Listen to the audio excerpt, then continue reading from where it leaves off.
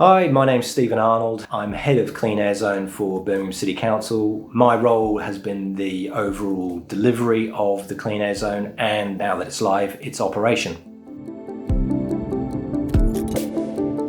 The single biggest challenge that we've faced around the introduction of the Clean Air Zone has absolutely been around the communication of the scheme. To start off with, when we first started, as an organisation, when we first started to talk about the Clean Air Zone, it was very much reported as being a congestion charge, and a congestion charge is something completely different. It's got a very negative connotation because a congestion charge is something that applies to all vehicles on the road and is there to reduce congestion. The purpose of the Clean Air Zone is ultimately to improve people's health. It's to save lives. It's to make people's lives better. It's to give people more opportunities, to address health inequality. So we did a lot of work very early on to help encourage the reporting of the scheme away from this idea of being a congestion charge by saying this isn't a congestion charge. It absolutely isn't. It's a completely different thing. And I think once we started to do that, and once we started to also shape the conversation around the outcome that we're hoping to achieve, the conversations with people became easier. And I think that was probably one of the single biggest challenges that we had to overcome very early on. There have been other challenges, timescales, changing requirements, a pandemic, and all of those things have helped to complicate things and make it more difficult. But by working together, working with our stakeholders, engaging with the business community, engaging with our political leadership, all those things have helped to make this possible. And it's that collaboration, I think, and that desire to improve people's health that's helped to get us through all those things.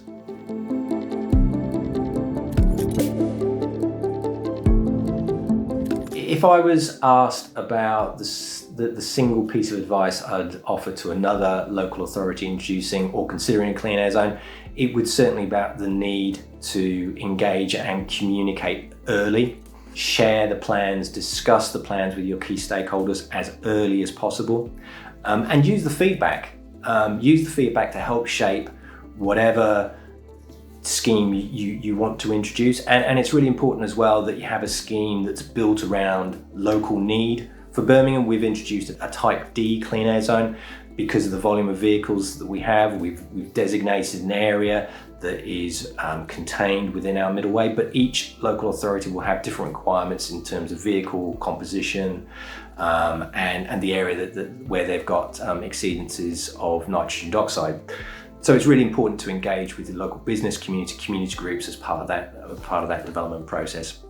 I think the other thing as well is to absolutely understand that this can be quite a long-term process as well, going through the inevitable steps of developing an outline business case, a full business case, and then getting prepared to launch that. That is very much a longer-term process. So be prepared for that. And also as well, I think once you've got the scheme in place, you have to maintain that process of engagement. You have to maintain that process of communication. People will inevitably have inquiries. They want to talk to somebody. And for many people, if they don't pay the daily fee, they will receive a penalty charge notice. For a lot of people, that is the first time they will ever receive a penalty charge notice, and they are concerned. They naturally have concerns about the impact that has on them. So be prepared for that, be prepared to talk to people, but also have the systems and processes in place to make that as easy as possible for people.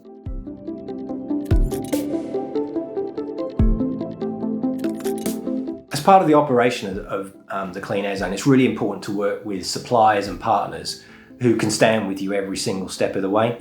For us, it's been really important to work with dedicated print suppliers and print managers such as CDS, just down to the sheer volume of mailings and material that we produce in the run-up to the Clean Air Zone, but also in the operation of the Clean Air Zone. So partners like CDS have been absolutely critical to the work that we've been doing. They've helped us to manage the volumes. They've helped us to ensure that we've got a really professional operation.